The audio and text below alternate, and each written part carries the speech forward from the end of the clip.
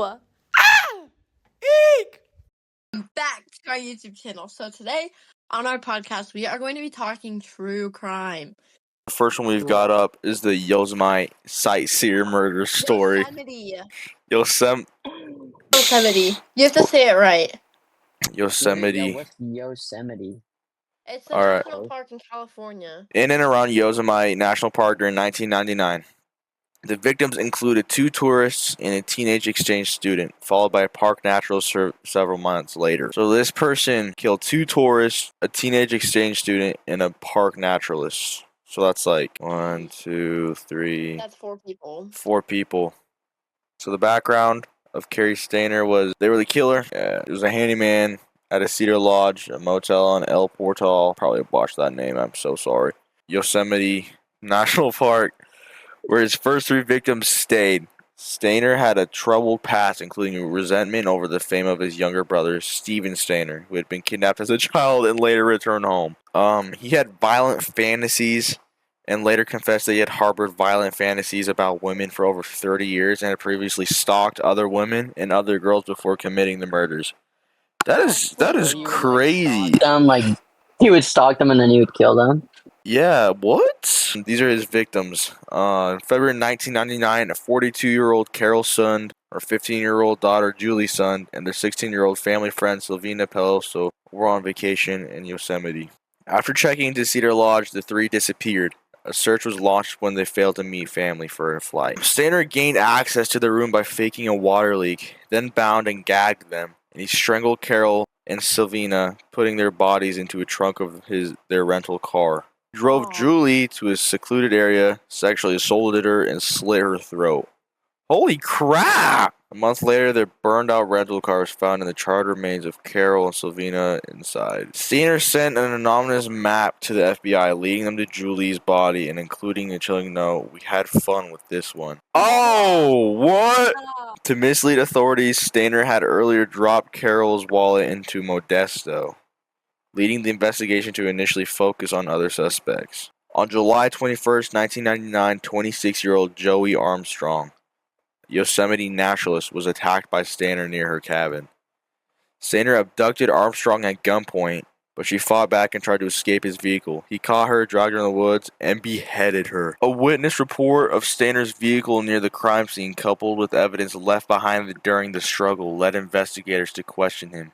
This time, Stainer was not released. FBI tracked Stainer to a nudist colony and brought him in for questioning.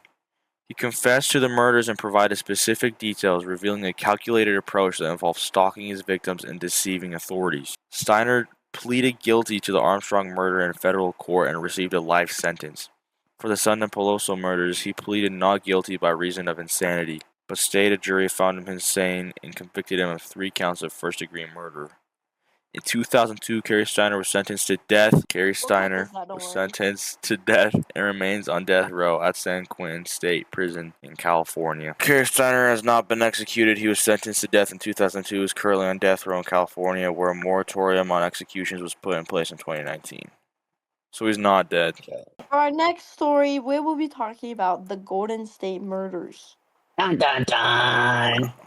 The story of the Golden State Killer, Joseph James DeAngelo, details a decades-long crime spree involving burglaries, dozens of rapes, and 13 murders across California in the 1970s and 80s. He was finally arrested in 2018 after investigators used DNA from crime scenes in a public genealogy database to identify him. When did he start? He started in his murders happened in the 1970s and the 1980s. And they caught him in 2018. DeAngelo's crimes are involved to have begun in Tulare County, where he terrorized the community of Visalia as the Visalia ransacker. He committed over 120 burglaries and stole small sentimental items in 1975. He murdered journalism professor Claude Snelling while attempting to kidnap Snelling's 16-year-old daughter. Oh my gosh.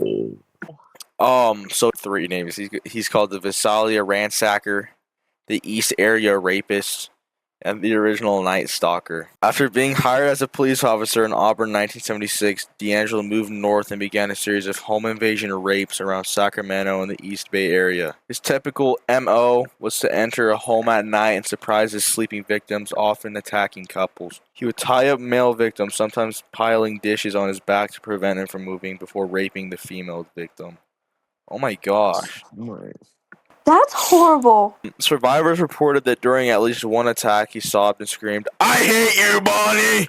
referring to his former fiancée. He was the Visalia ransacker from 1974 to 1975, and then he was the East Area rapist from 1976 to 1979. 1979 to 1986, he was the original Night Stalker.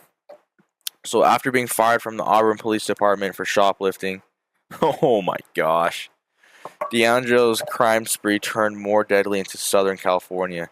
He earned the new moniker Original Night Stalker as he committed a string of brutal murders, often killing his victims by shooting or bludgeoning them. His final known crime occurred in May 1986 with the rape and murder of 18-year-old Janelle Cruz in Irvine. After this, the trail of crimes went cold for over 3 decades. The case was revived with the rise of genetic genealogy technologies. 2018 investigators used DNA from a crime scene cross-referenced in an open-source genealogy website. Process led them to D'Angelo's relatives. By working backward through the family tree, they identified him as a suspect. Police collected a discarded tissue from D'Angelo's trash to confirm his DNA and match the evidence. In April 2018, the 72-year-old retired mechanic was arrested at his home in Citrus Heights. In June 2020, to avoid the death penalty, D'Angelo pleaded guilty to 13 counts of murder and 13 counts of kidnapping. He also admitted to dozens of rapes. During his sentencing hearing in August 2020, many of D'Angelo's surviving victims and their family members gave emotional impact statements describing the lifelong trauma they had endured. D'Angelo was sentenced to multiple life sentences without the possibility of parole. He is now serving his time in California State Prison. Well, guys, I think that's going to wrap up our episode for the day. Okay, thanks guys for coming. Thank you guys for watching. We'll catch you in the next.